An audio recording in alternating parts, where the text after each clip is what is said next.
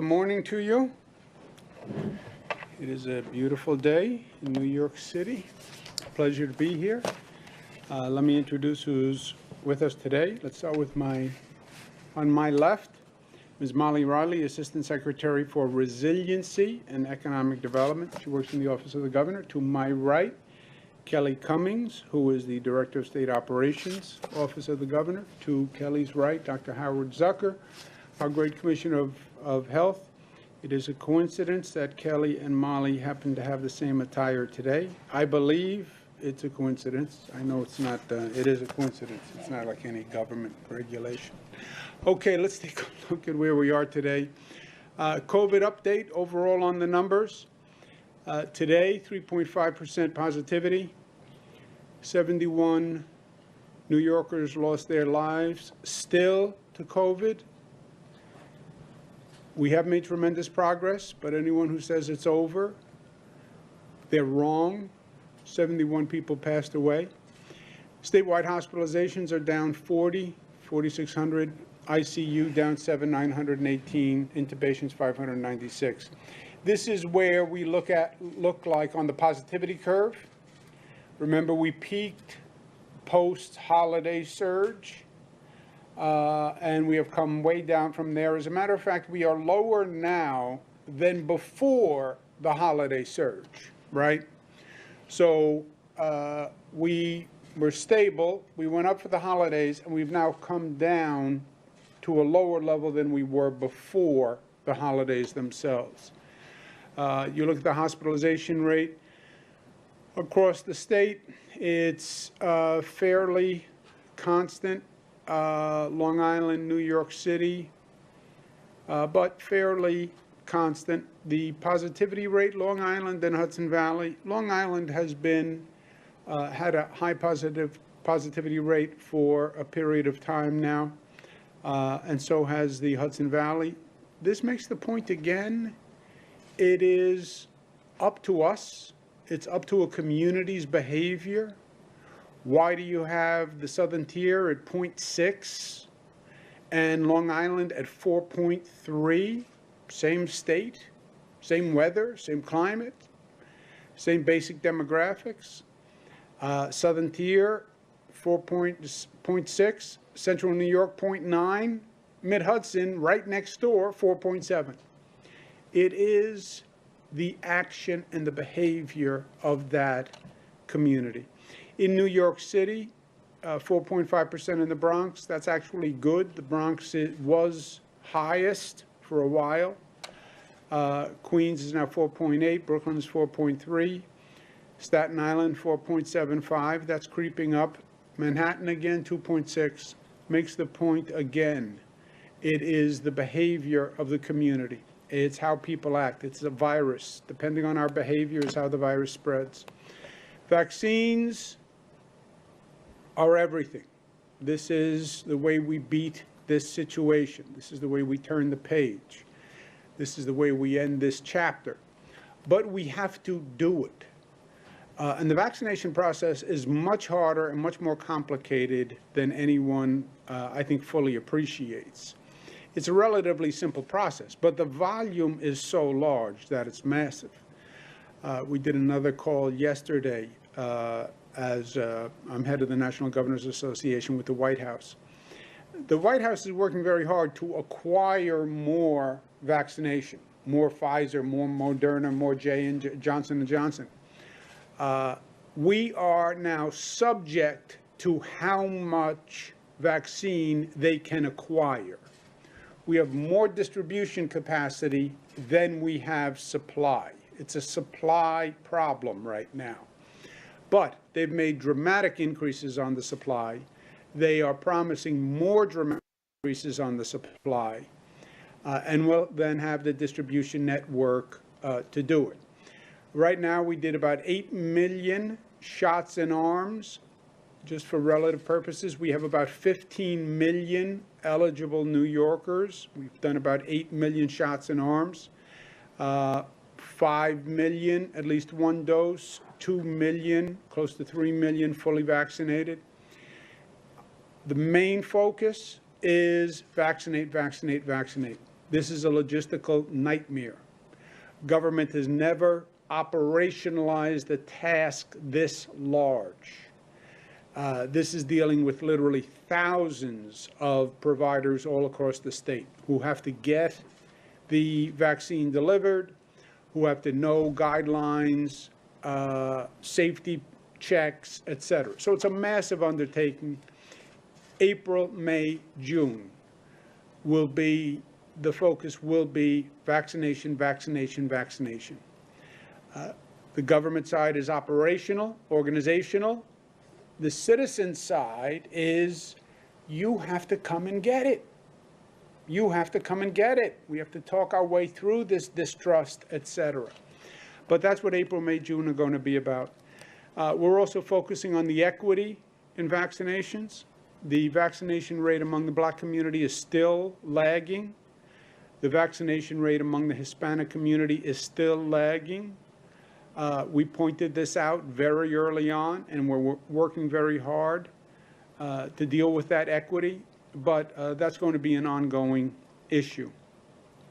And while we're vaccinating, because these are complicated times, at the same time, we have to be doing an aggressive rebuilding of New York.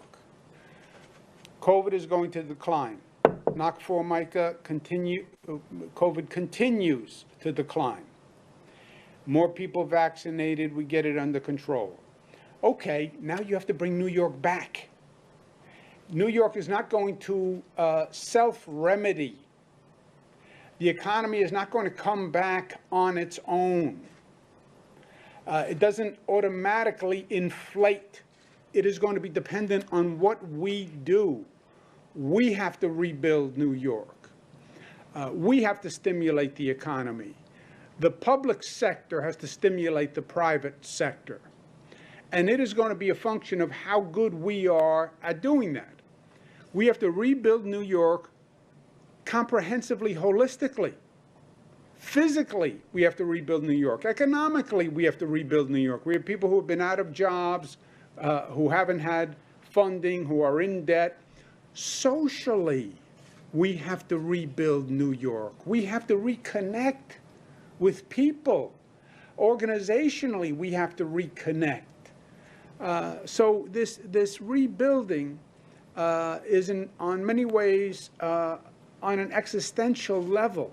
This is something that we have never done before. We had a taste of it post 9/11, where we were traumatized, but nothing like this trauma in many ways. You have school children out of school for a year. What does that mean? You have people isolated. Dr. Zucker and I were talking about it this morning. The mental health issues that go with this, the trauma issues that go with this. But what is life about? You go through situations in life. You go through difficult situations in life. Things happen. Health problems happen. Family problems happen. Things happen. The question is, do you weather it, do you learn, and do you grow from it? And that's going to be our question with COVID. Now, disasters happen. I worked in the federal government before the state. I worked on federal disasters all across the nation, all across the world. Disasters happen. Floods happen. 9/11 happened. But you should learn from it when it happens.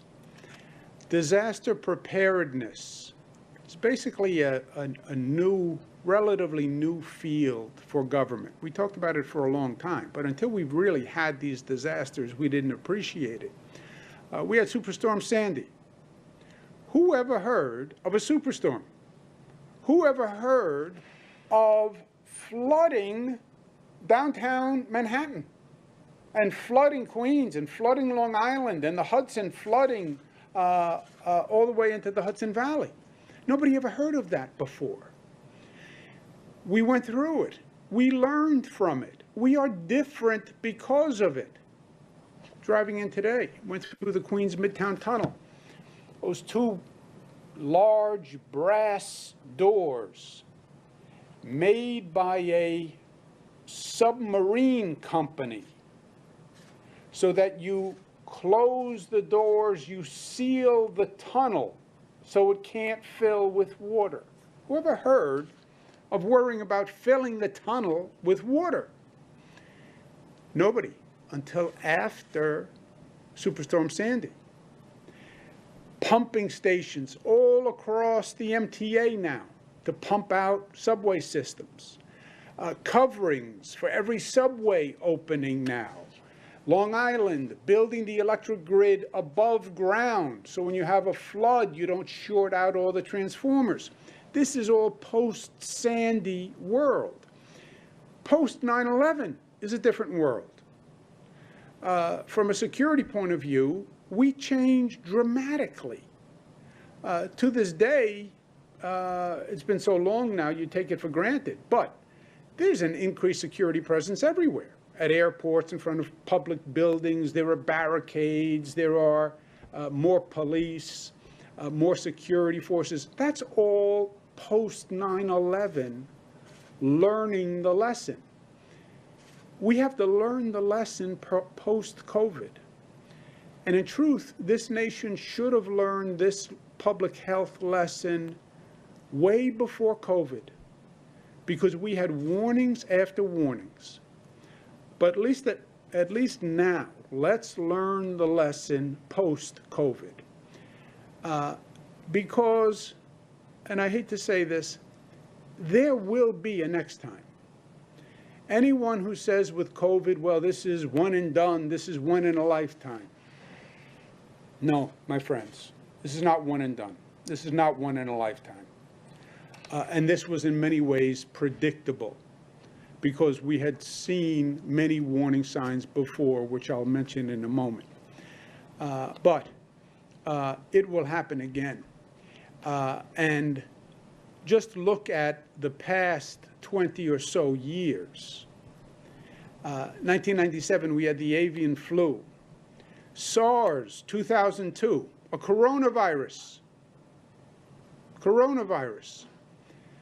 COVID was not the first coronavirus. SARS was a coronavirus 20 years ago. Swine flu 2009, MERS 2012, a coronavirus. Ebola 2014, Zika 2016, Dengue 2019. Every few years we have had a warning. And what happened? We didn't really make the changes and the remedies that we needed to put in place. And then COVID hits 2020 and everybody says, oh, my gosh, what a surprise. No. Warning, warning, warning, warning. You do nothing to prepare. Now you have a real crisis with COVID-19. Let's not make the same mistake twice. Let's make the lesson, the changes to our public health emergency management system. We need an emergency management public health capacity that is much more sophisticated and operational than it is today. When we talk about emergency management now, we talk about it in terms of natural disasters. We talk about it in terms of floods, etc. We talk about it in terms of security needs. We have to get serious about a public health emergency management plan. Look at all the things we had to scramble to do and do on the fly here in New York. An emergency medical staff to come in because we needed more nurses and doctors. We had to have the hospitals work as a system so we could balance patient load. That we had to design on the fly. We didn't have enough PPE. We didn't have enough masks and gowns. We didn't have enough manufacturing capacity for PPE. We didn't have enough testing capacity. We didn't have enough Q-tips for testing capacity. We didn't have enough quarantine facilities. They weren't set up. We didn't have enough laboratories to test the results once we found enough Q-tips to take the samples. There was no contemplation of how you regulate the borders and test people coming in to see if they're sick. We're still not, as a nation, testing people what I believe is a sufficient degree to make sure they're not bringing in variants from other nations. This is now an international complex. We know that COVID came in through the airports. We need a testing mechanism that's run by the federal government that protects our borders. And citizens have to be better prepared. I, as a person, have to be better prepared. You, as an individual, have to be better prepared. New Yorkers have to be better prepared to protect themselves and to be in a position to assist others. We have to be better educated and trained as citizens of the state. It can't be that we're watching TV and we're glued to the TV to find out vital information and vital basics to protect ourselves. We should be prepared and have the information and the education so we can protect our own health, our families, and our communities. We are launching a first of its kind in the nation, New York State Citizen Public Health Training Program. What this is a state-of-the-art public health training program for citizens. So they are informed, they are educated, and they are trained for the next one, for the end of COVID and for the next one, whatever that may be. And the time to get that education and training is now. Cornell University has developed a curriculum for citizens to be trained about public health emergencies.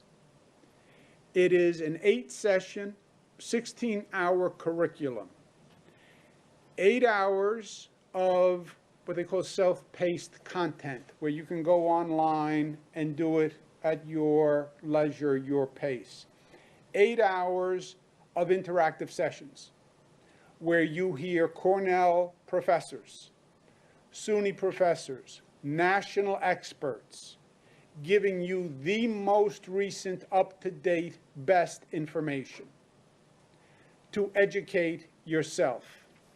The curriculum, and Cornell has done a fantastic job, talks about COVID-19, preventing COVID-19, but remember, COVID-19 is the third coronavirus we faced. SARS, MERS, COVID, all coronaviruses, all believed to come from bats, all believed to come from wet markets in China, and all similar. So, COVID, but not just COVID, COVID and being prepared for the next one.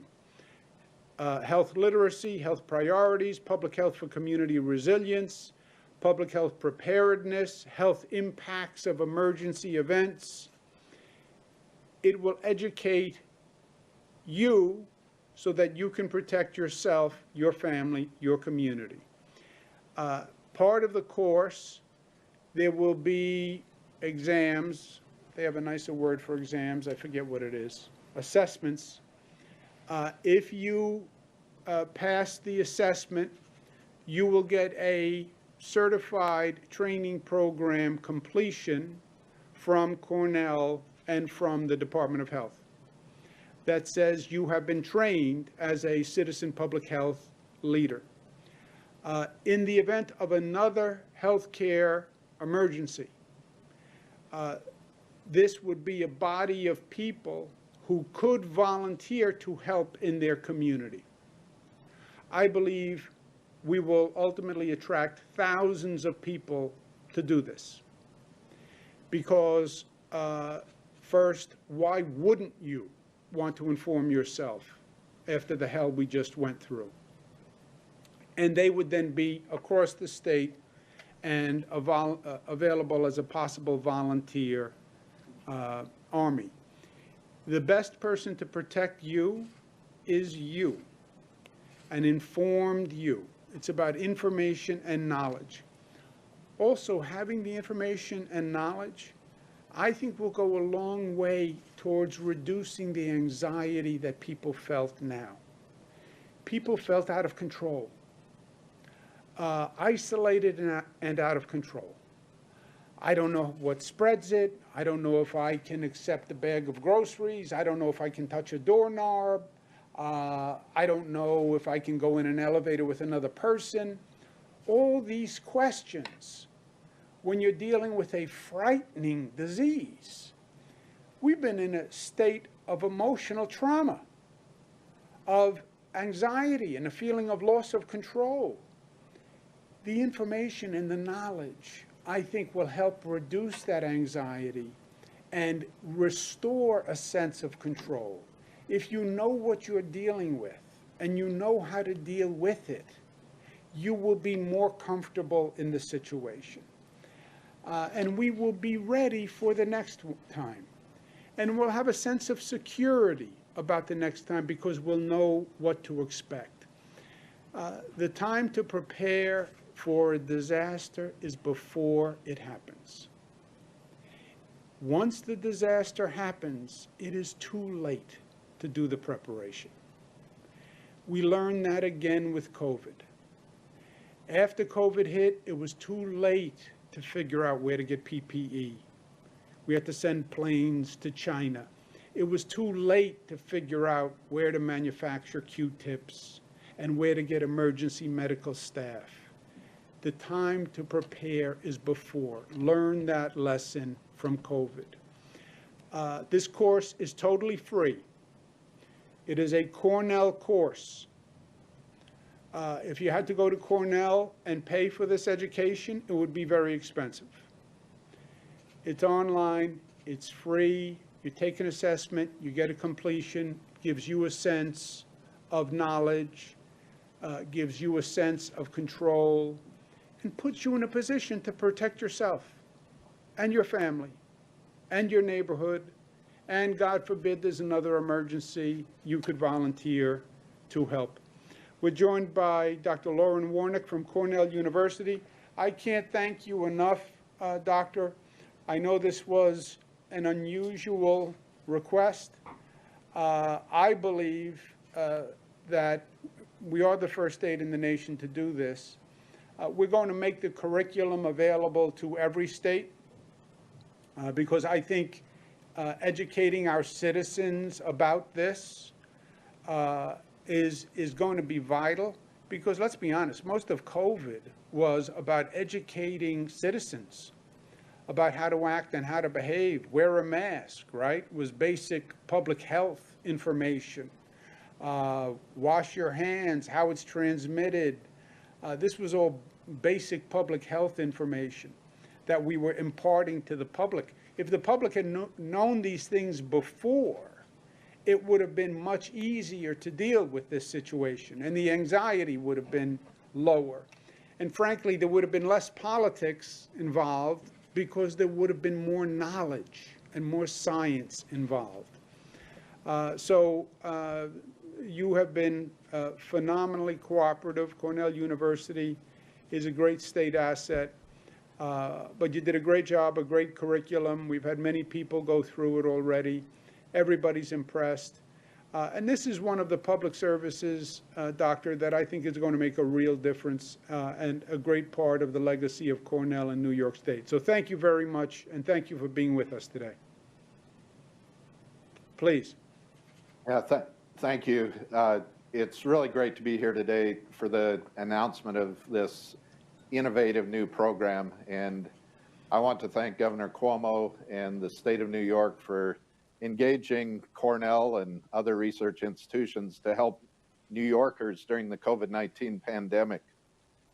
We at Cornell are really honored to be a part of this effort by developing the Citizen Public Health Training Program that's being launched today. And it's really exciting to see this being offered. The course will be available to any New Yorker. It will allow citizens of our state to learn from Cornell educators and to become public health leaders for their families and communities. As was said, the curriculum was developed by faculty at Cornell. They drew on expertise in our master public health program and from other departments around the university focused on health communication and communication and community engagement. The course uses the eCornell online learning platform, so that makes it accessible in any location.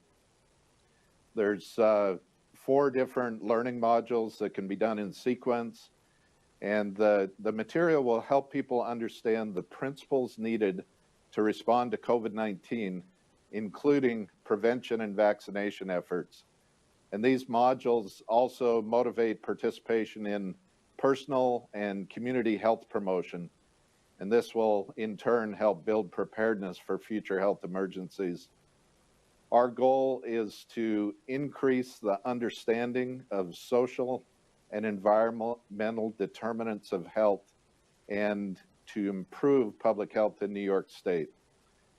With so many informed and motivated citizens, New York will be better prepared to confront challenges that impact health, and these range from equity and sustainability to food and housing security, insecurity, and much more.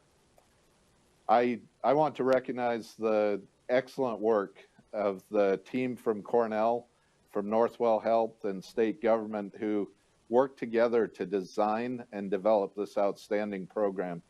And I speak for all of us here at Cornell University in saying that we're excited to be part of what's really a historic effort to help, first of all, stop COVID-19 and then support future public health needs. So thank you very much. It's great to be with you today. Thank you. Thank you, Doctor, and please thank everyone at Cornell on my behalf. Thank you very much for being with us. Certainly. I'd also like to thank the team at the Department of Health who worked very hard on this, Dr. Zucker, and Kelly Cummings and Molly Riley, who really spearheaded this effort for us. I encourage everyone in the state to take this course. Being informed, having knowledge, having information, reducing that anxiety so that when, God forbid, the next one happens, there's not that same panic and tightness in our chest. I expect another pandemic. I expect it. You look at that timeline, every few years, there was something. I expect another one to happen. I expect another one to happen in the next few years, or a COVID variant, or a mutation from COVID. I expect it because that's what history tells us. Let's be better prepared. Let's be better informed. The months that we spent coming up to speed on basic public health information, let's make sure that doesn't happen again. And that is a real positive lesson to be learned from what we went through. I've had literally thousands of conversations during COVID with people. And the lack of information drove an anxiety, drove a sense of being out of control, and that creates a panic. This can go a long way to avoiding that. It's free, it's smart, it's well done, it's 16 hours, and it will be the best 16 hours you've spent investing in yourself and your family and your community, and it will give you peace of mind. So it's very well done. Please enroll, and we have enrollment open throughout this month. It's part of rebuilding, but it's only part of rebuilding. And as we move into rebuilding, I want people in the state to think about rebuilding as a state of mind. I was going to do a song about that, but somebody beat me to it. But rebuilding is on every level. We went through a traumatic crisis. We're rebuilding from a traumatic crisis that was physical, that was psychological, that was economic. And think about rebuilding and growing and learning from that trauma. And how do you come from that trauma and come out better? Think about reopening and what that means, recovering physically, economically, socially, reimagining a different place. There's now Zoom. People have had a totally different lifestyle for the past year. We're not going back to where we were. You don't put Zoom on a shelf. It doesn't go away. And you don't want to forget the experience. You want to learn from the experience and reimagine what we can be with what we have learned. There's a physical reconstruction to this. There is a reunification. What does it mean when all these fraternal organizations didn't have a chance to meet? Community groups that didn't meet, social groups that didn't meet, sports teams that didn't meet, kids that didn't go to school and participate in all those social activities. A reunification of the body politic and a total rethinking. We went through the unimaginable. Nothing is now unimaginable. So rethink what we could do, what we can be. And let's show signs of progress and hope. It has been a dark winter, a dark COVID winter, an isolated, frightening, traumatic winter where we were locked up indoors, isolated. You know what? Spring is here. Spring is a season. It's spring as an attitude. It's spring as a philosophy. It's rebirth. It's renewal. The sun is back. The flowers will bloom. Rebuild, renew, rebirth, and show positive signs of progress. New Yorkers have been traumatized. New Yorkers are worried about New York. What's going to happen? Are we going to come back? Are we going to be okay? Of course we are. And let's start not just building it and doing it, but showing it. Great example, the Hudson River Park. Hudson River in Manhattan, Manhattan's west side, was at one time a manufacturing back door, like so many cities. That's where the supplies came in, through the docks on the west side of Manhattan. Then the economy turns.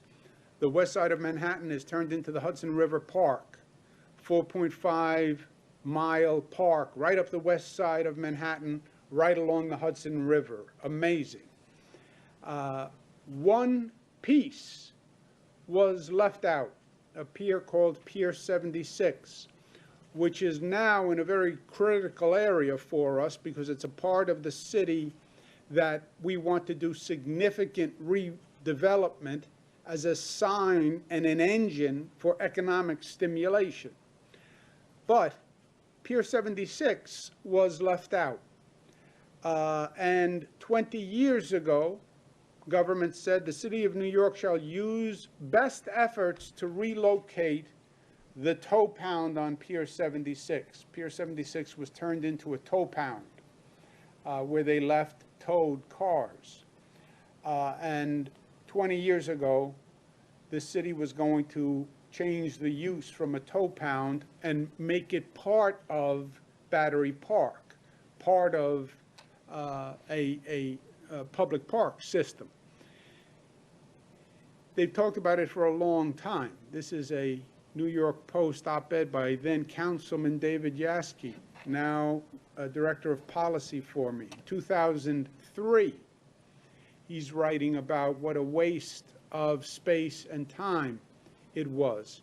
Last year, we passed a law mandating that Pier 76 be vacated and turned over to the Hudson River Park Trust.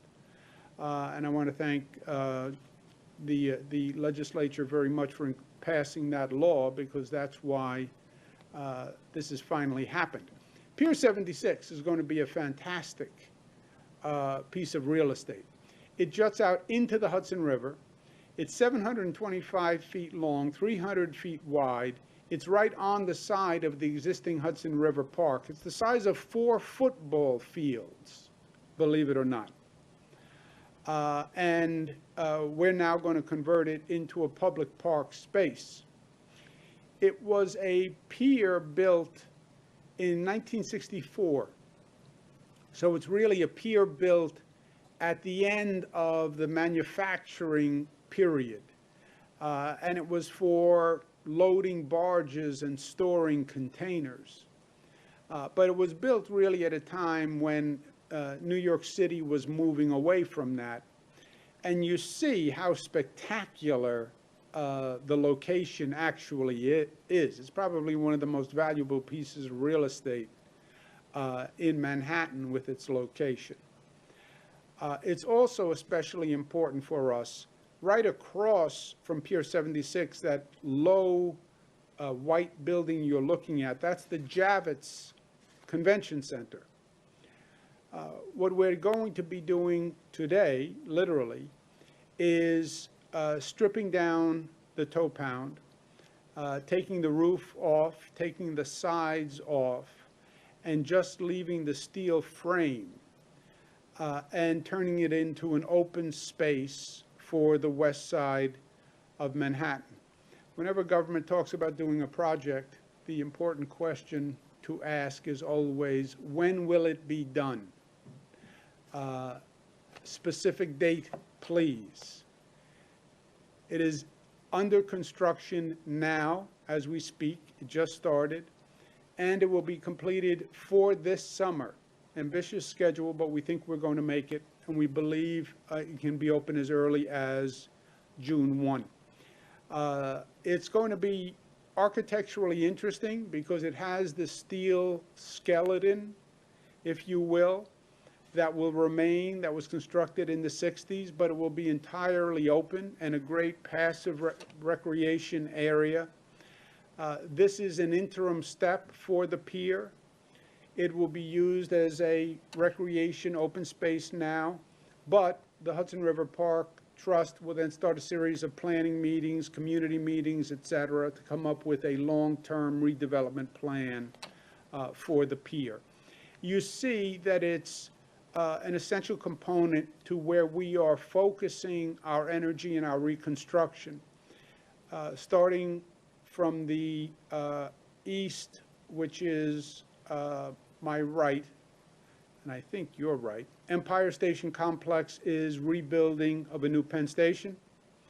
Part of that is the new Moynihan Station, which was just redone. Part of that is rebuilding the old Penn Station. Part of that is building a new terminal to the south, what they call the 780 block, but an entirely new mass transit system. More tracks, more capacity, more mass transit.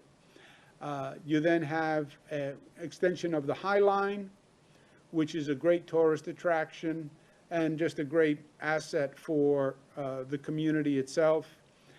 New affordable residential commercial, second High Line North connection. We're expanding the Javits Center to make it the internationally competitive convention center to bring back shows, and Pier 76 will be part of that. So when we talk about rebuilding and not just waiting for an artificial reinflation of the economy, but actually showing people progress and showing people the future, this is a big component of it. Last point, the state budget is due April 1. In the world of COVID, nothing is easy. COVID has even complicated the budget process. As you know, I am obsessive about getting the budget done on time. We have gotten the budget done on time every year that I've been governor. That never happened before. We've done it for about 10 years. You have to go back to a different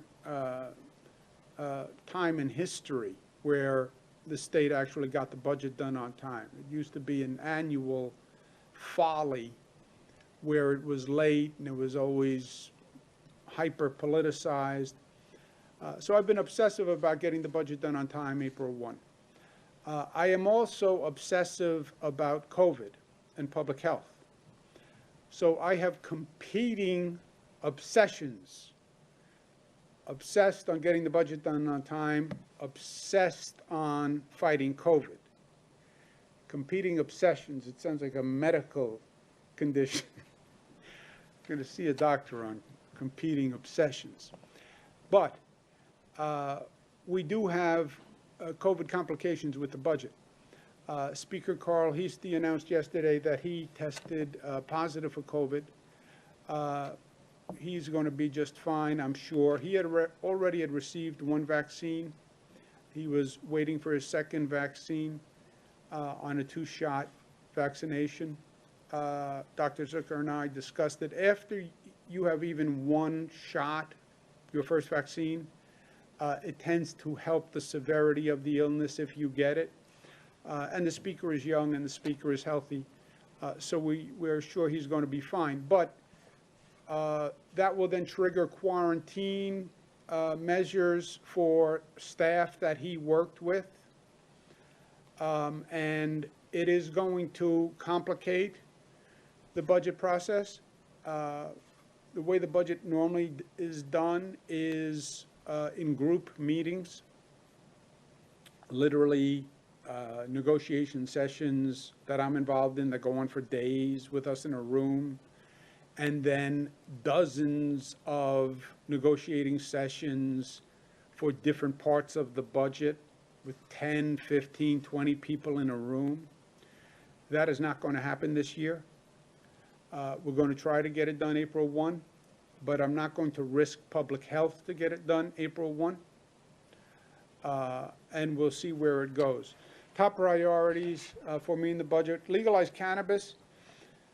I just had a discussion this morning with someone. We've been trying to legalize cannabis for 3 years. I failed every year. We're close, but we've been close 3 times before. If we were playing horseshoes, we'd be in good shape. But this is not horseshoes. You either get it done and sign a bill or you don't. I understand there's an opposition to legalizing cannabis, but we are there already, is the argument I just had. In a perfect world, maybe you'd be against legalizing cannabis. In a perfect world, you could argue no gaming, no gambling, no casinos. We don't live in a perfect world. We didn't have casino gaming. I know, but it was in New Jersey. And it was on Native American reservations. And it was in Connecticut. So yes, we had casino gaming, just not in this state. So people drove to New Jersey or Connecticut or to a Native American reservation.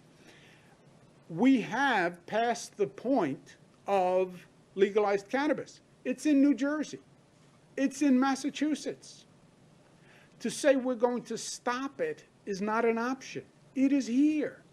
The only question is, do we regulate it here? Do we gather the revenue here? Or do we have people driving to New Jersey, which is right there, or to Massachusetts if you're in the northern part of the state? But it is here.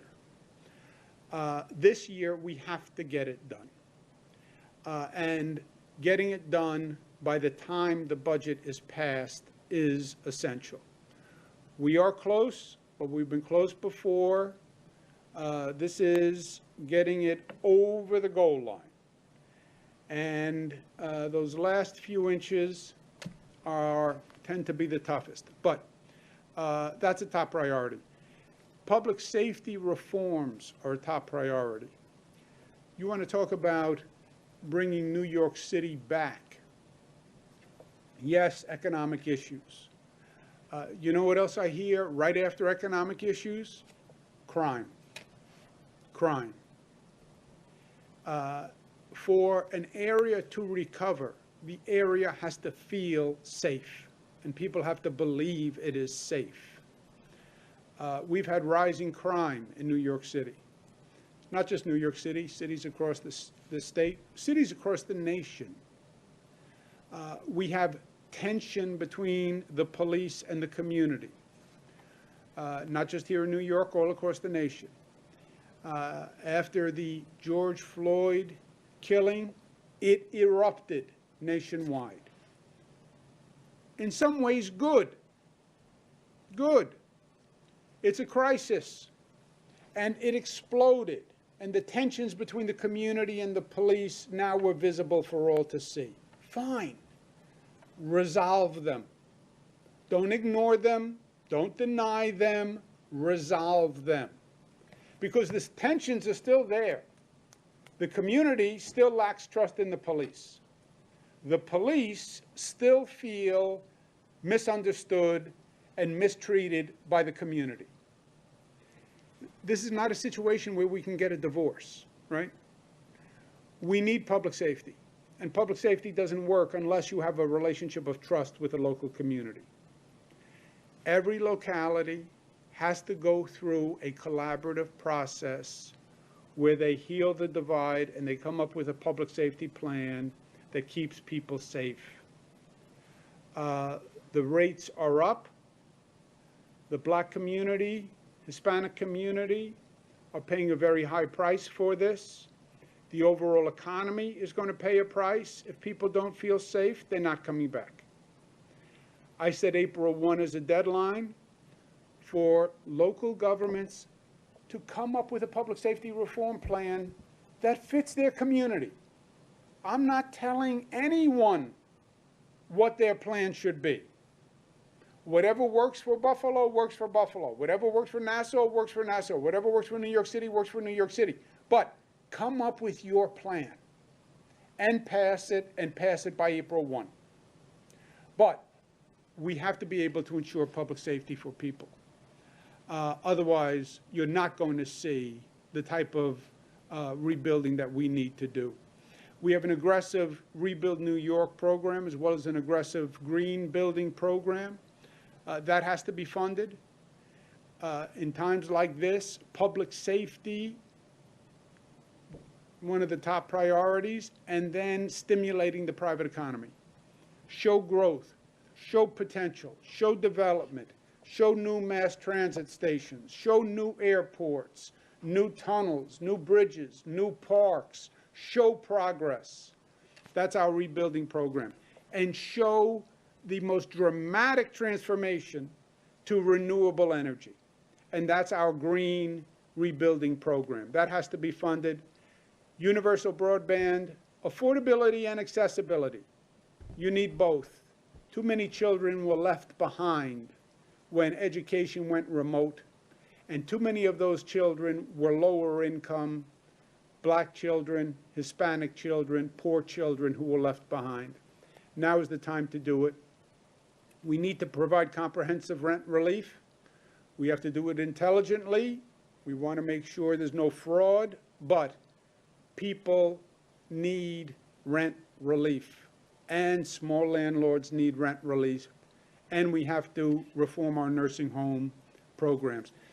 For-profit nursing homes, like many for-profit service providers, to me pose an inherent conflict. For-profit prisons, the prison is operating to make money. How do you make money? You provide fewer services. You save money on meals. You save money by investing in the facility, and you increase your profit. Yeah, I'm more interested in making sure a for-profit nursing home invests in the facility and the people and the services and the care. I don't want for-profit nursing homes squeezing profit out of the nursing home and maximizing profit by minimizing the quality of care. So those are top priorities for me in the budget. There's a funding gap in the budget. My belief all along was, I said to the federal government, we need $15 billion. And I implored Washington in their funding program, our congressional delegation, senators, we need $15 billion. $15 billion would allow us to restore everything that was cut and address the new needs that COVID presented, right? It's not just about restoring the budget. You now have a rent problem, an economic development problem, et cetera. I said we needed $15 billion. The federal government rent relief to the state provided about 12.4 to 12.6, depending on how you want to count it, $billion. So there's on my estimate, there's about a $2.5 billion gap that is left. The legislature has a larger gap in their budgets. So there's a funding differential also that's part of the budget. But for me, having a budget that accelerates reconstruction, rebuilding, rebirth, learns from COVID, public safety, because we're not bringing back New York without public safety, and then legalizing cannabis, which should have been done 3 years ago and should have been done 2 years ago. It's like casino gaming. It's like legalizing marriage equality. I believe New York is the progressive capital of the nation, not just because we say it is, but because we perform that way. And legalizing cannabis is this year's priority, to be the progressive capital of the nation. We won't be the first, but our program will be the best. The goal of all of this, create a New York post-COVID that is better than any New York before. We are better for Superstorm Sandy. We are better for 9/11. We paid a terrible price, but we learned and we grew. And the same thing has to be true of COVID. We paid a terrible price on many levels, but life is about learning and growing and being the stronger for it. And we will, because we are New York tough. And that's what New York tough means. Resilience is part of it. Being smart and understanding the challenge that lies ahead, to be united in that challenge, to be disciplined and focused, and not to let life knock you off track, and to do it with love in your heart. That's our plan, and that's what we will do. Let's take some questions. Thank you, Governor. If you'd like to ask a question, please use the raise hand function at the bottom of your window. We'll take a moment to compile the Q&A roster. Oh, we're joined by special guests who have joined us just for the question and answer period because they're busy otherwise. And they're working on the budget, so they didn't have time to join us this morning, but I'm glad they did make time for us during the question and answer period. We have Robert Mihika, who is the budget director. He's looking very stern-faced because he's coming down to it. He only has a few days left on the budget, and you can see the stress on his face. And Beth Garvey, who still smiles, even through the stress and through the mask. Beth Garvey smiles because she is unfazed. Questions? Governor, your first question comes from David Evans of WABC.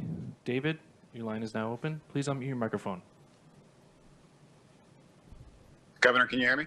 Yes, sir, Dave. Hey, Governor, I wanted to ask you, you just went over a lot of material for about almost an hour. And I just wanted to ask you, I know you've said in the last couple of times that you've talked with us, that you said you don't want to talk about the AG report, you don't want to talk about the Assembly investigation, and that's your prerogative. I understand that. But you've talked here for about an hour about a lot of different things, and there seems to be that it's accepted as fact from those who've asked you to resign that you can't do your job, that you can't work on the budget, that you can't respond to the COVID crisis. What do you say about all that? I say it's clearly not true. Because the reality is the exact opposite, Dave, right?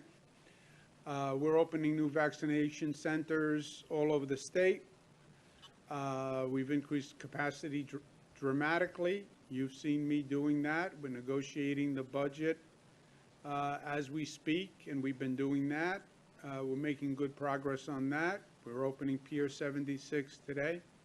So they were just wrong, Dave.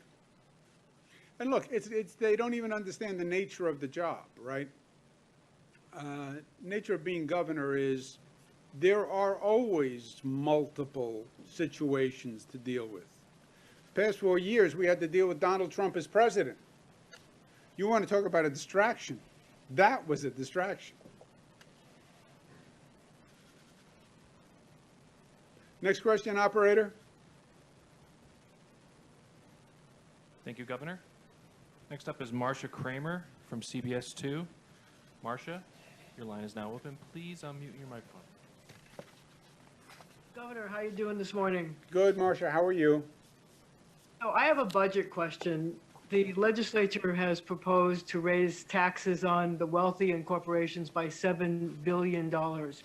A group of the largest city and state employers, 250 plus, have sent a letter to you and the legislature saying that would be counterproductive, it would slow the recovery, and it would prevent people from coming back in terms of working remotely. And they also say that because people won't be here, that $7 billion won't show up. I wonder what your feelings are about the need to raise those $7 billion worth of taxes. You have said in the past that raising revenue could actually cost you revenue. And do you think that your political problems may make it more difficult for you to negotiate with the legislature and change their mind if that's your intent? Will it stop you from getting the legislature to listen to you? You know, Marcia, first, I went through the list of priorities. The budget always has two sets of concerns, right? Because a budget, we use the word budget, it's not really a budget, it's really an action plan. So in that action plan, there are always what they call policy items and then just financial issues. To me, the action part of this budget, the reconstruction, the green transformation, the new public facilities, cannabis, broadband access, showing a new New York, showing a way forward, public safety reform, because you want to talk about 250 business leaders saying they're worried about taxes. You know what their second worry is going to be? Crime. Crime.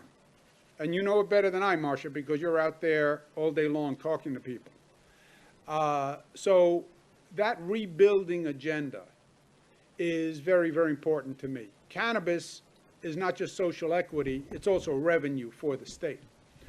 On the pure numbers, by the numbers that I have said for months, we have about a $2.5 billion gap from what the federal government provided. The legislature, you're right, has a much larger gap at about $7 billion. The budget process and the budget negotiation is always the same. It's not really a political, you know, we both have the same legal options when it comes to a budget.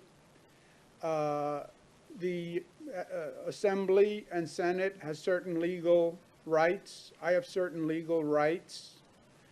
And we try to compromise without having a legal battle or without shutting down the state. That's the same dynamic every year, and that's what we're doing again this year. So you have both policy items, if you will, that I'm very focused on, and then you have a numerical differential on the financial need. My number has been $2.5 billion. They're at $7 billion.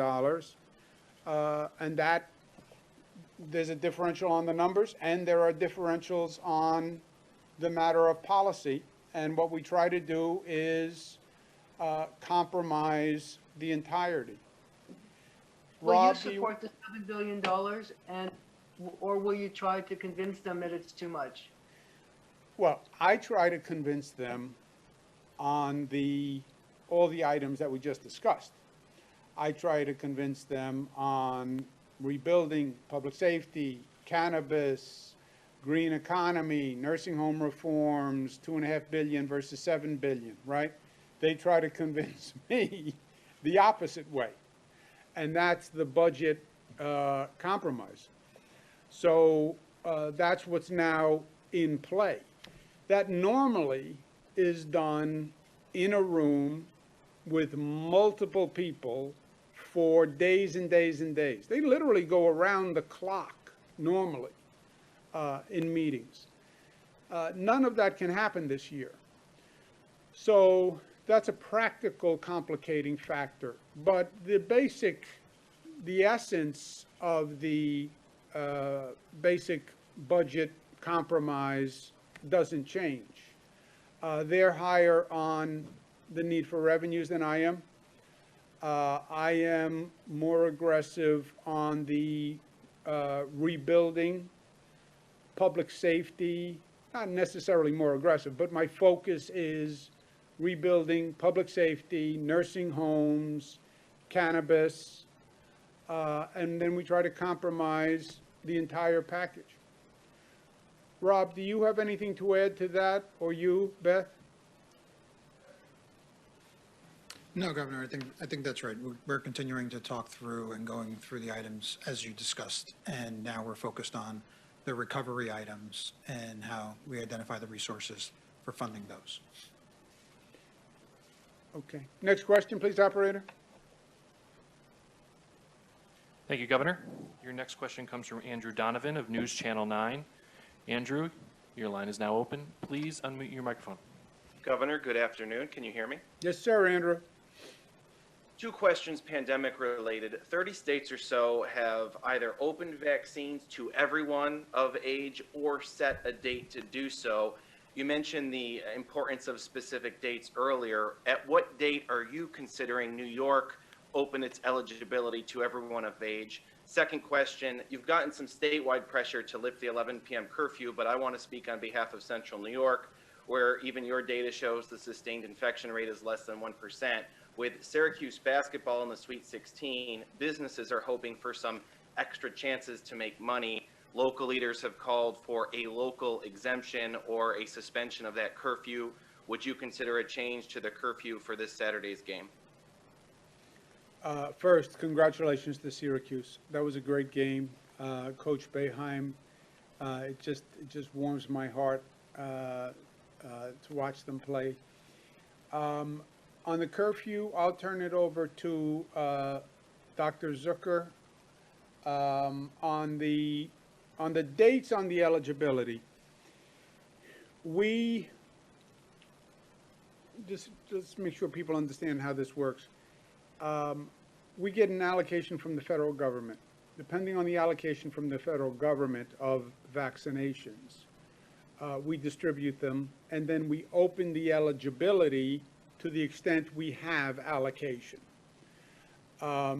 We have prioritized certain groups early on, which followed the federal guidance: nursing homes, nursing home workers, essential workers, 65 plus.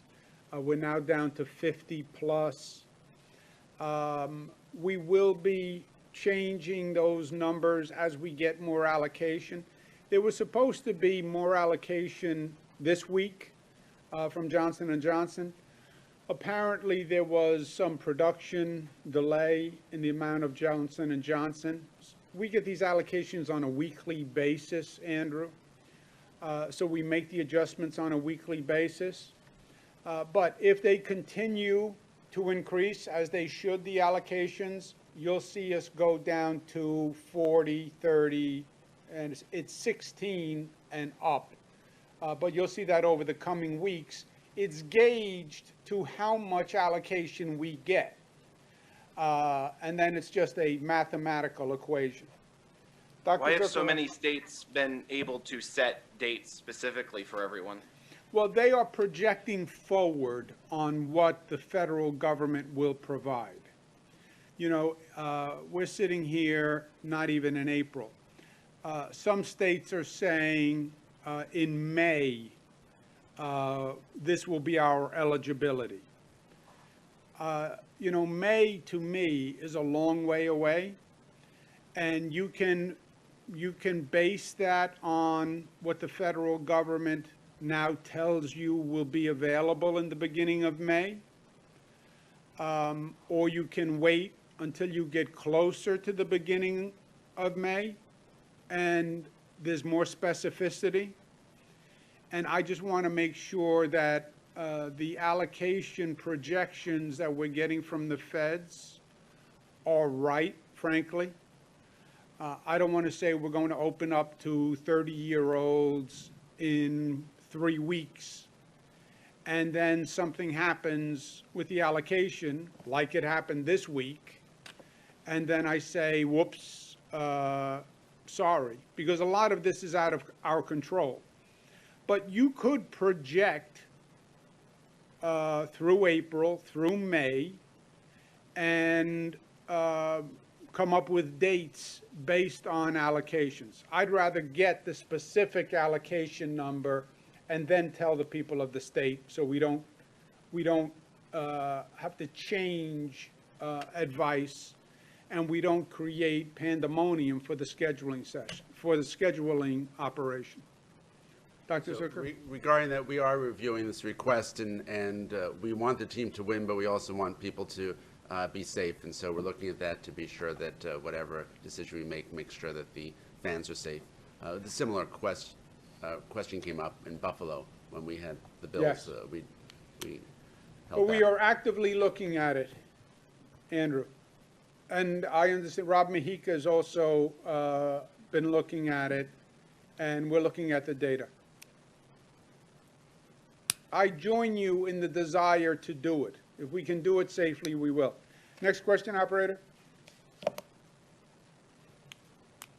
Thank you, Governor. Next up is Morgan Mackay of Spectrum News.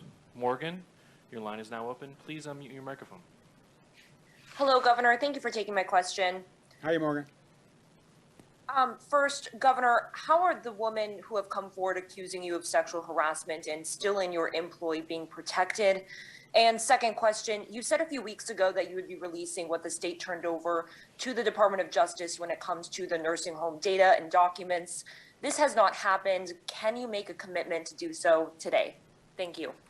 Yeah, in terms of the review, as I said a number of times, the Assembly is doing a review, the Attorney General is doing a review, and we're cooperating with that review, and I won't have a comment on it, and any conditions they have on that review are being followed. On the Department of Justice, I said that I wouldn't have any issue with turning it over. I don't know what the Department of Justice said, and I don't know what the legal issues are, if there's been any update. Beth, do you have any update on that? Governor, we're continuing to review with outside counsel on that one. Okay.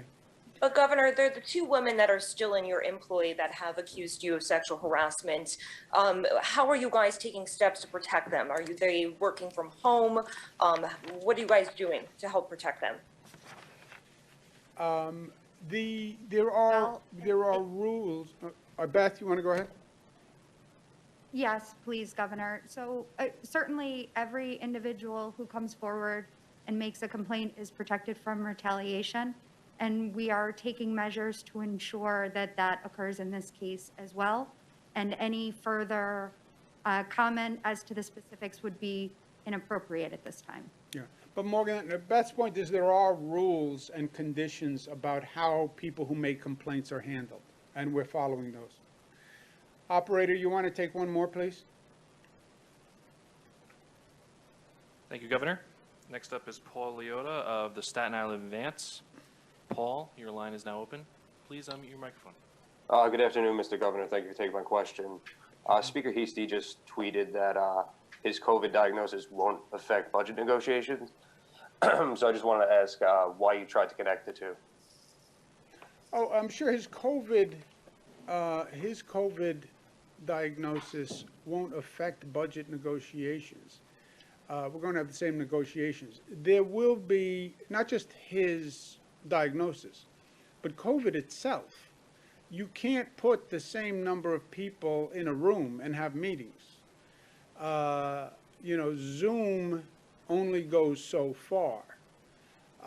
And part of the speaker staff will now, by regulation, Department of Health regulation, they'll be quarantined. We want to protect his staff. I want to protect my staff. I want to protect Senate staff. So I think there will be practical complications just in that you can't put people in a room and you can't meet. We're going to have the same conversations, but it's practically much more difficult. That's my only point. It's not even the speaker, by the way, because the speaker himself, could be on a Zoom or just do this from home. It is the staff level more than anything else, and not being able to have 15 meetings going on with 10 people in each meeting. That complicates it. That practically complicates it. But COVID complicated that anyway. Okay, thank you very much.